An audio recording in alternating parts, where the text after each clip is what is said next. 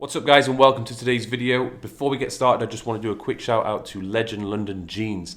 They have passed on some jeans to me that thankfully fit me for once. Obviously I'm not a normal person, I don't have legs like everybody else. I train them, so obviously they're going to be bigger, thicker, more tree trunkisher than the average Joe.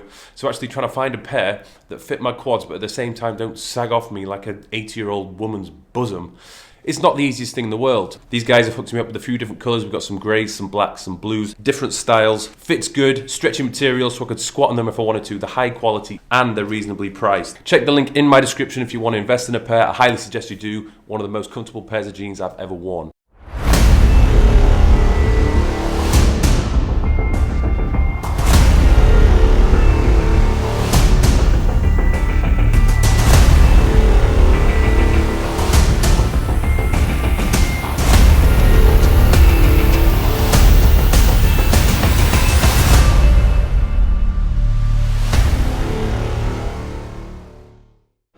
Right guys, it's finally happened. It's long overdue. It's about what, like 1 year overdue. We've been meaning to do a collab for ages, but it's just not really happening for reasons which we won't go into. But here we are outside of King's Gym. The boys have come down from Manchester in London. We're going to be doing a shoulders tricep workout. I'm just going to go with the flow. We've not got anything planned too strict, so we're just going to smash it really. Might throw in some forearms or some heels or something. It's going to get massive because there's loads of birds in there. But yeah, let's make it happen. Let's do this. Let's go. So we're going to do a quick warm up, get the shoulders loose, warmed up, and then we're going to start off with the seated dumbbell shoulder press. So I'm going to give you guys a bit of a running commentary instead of just blasting out some music. So I'll answer a few of the common questions which I get. Now, a lot of people are asking me, oh, Mike, how many times do you train per week? And the way I see it, it's not really a weekly split I follow, but a split which I have on rotation, which usually I'll be training 3 days in a row and I'll have 1 day off. And I'll get back on it again 3 days in a row and then 1 day off. And each of those sessions usually lasts around 60 minutes. If it's any longer than that, I tend to find that my mental concentration tends to deteriorate a little bit. And the same thing again with my energy levels, that tends to drain off, but sometimes I can go for a little bit longer. It really just depends on how I'm feeling. 3 working sets on seated shoulder press. Now we're going to move on to dumbbell lateral raise, probably hitting about 12 to 15 reps, probably 1 giant drop set for the last set.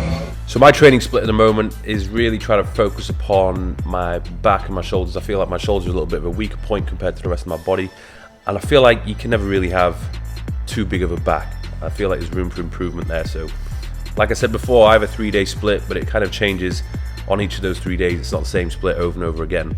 So it kind of looks like legs 1 day, chest and shoulders another day, and then back another day. And then there'll be a rest day where I might do core, or I might just take a full-on rest. And then I'll do legs again, and then maybe arms, and then on the 3rd day, back and shoulders. So each time I'm doing those 3 routines, I'm definitely hitting back, I'm hitting shoulders, and I'm hitting legs. So the next exercise we're going to move on to is the close grip press.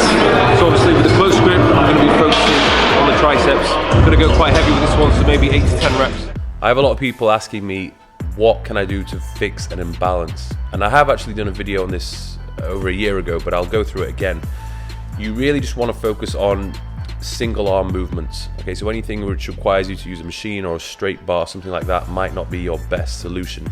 You need to spend a little bit more time or more volume on that weaker side. So start off with the weaker arm and maybe do an extra set or maybe an extra 2 sets. And it's really a lot of the time just a matter of improving the mind-muscle connection or just trying to get rid of any bad habits which you've created over however many years of training you've been doing.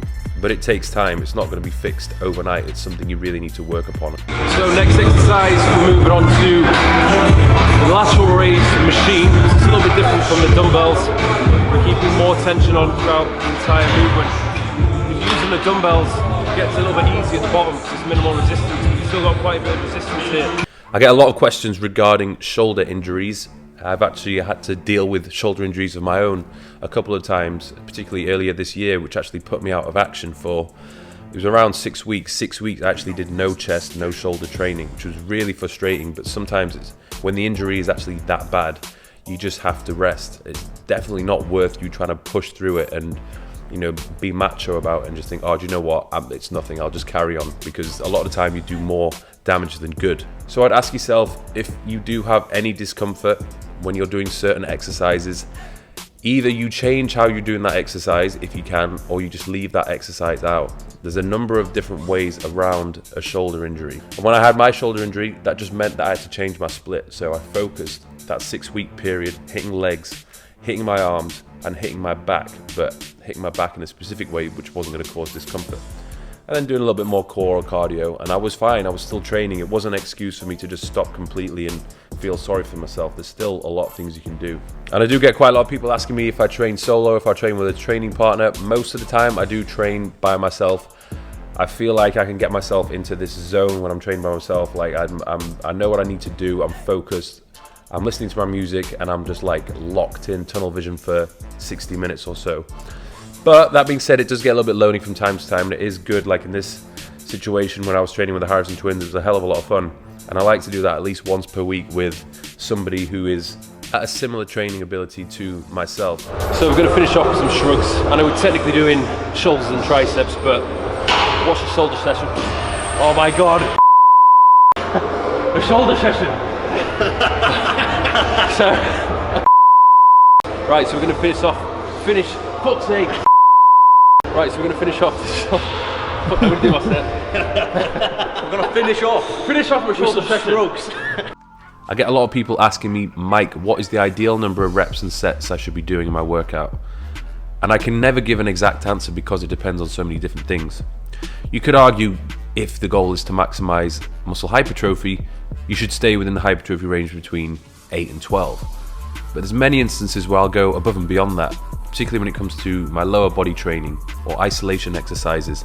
I'll go above 15 and I see positive results from that. And there is a number of times where I'll go below that hypertrophy rep range, so I'm kind of working between 4 to 5, 6, 7 reps. If I'm wanting to focus on getting a little bit stronger, particularly when I'm doing some of the big compound lifts.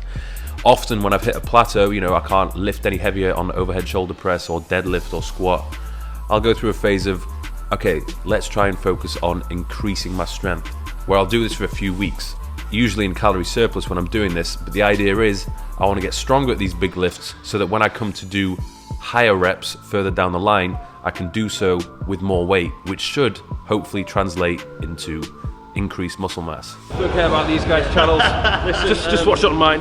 Join my Facebook group, it's way better than this Facebook You want to group. join my Facebook group? My workouts are technically... Listen, I bang well fitter birds than both these two. Well, yeah, there you have it, guys. Thanks for watching. Make sure you check out both of our channels. Thanks for tuning in. If you want to buy my program, not his program, then do so, you know what I mean? Because it's way better than that.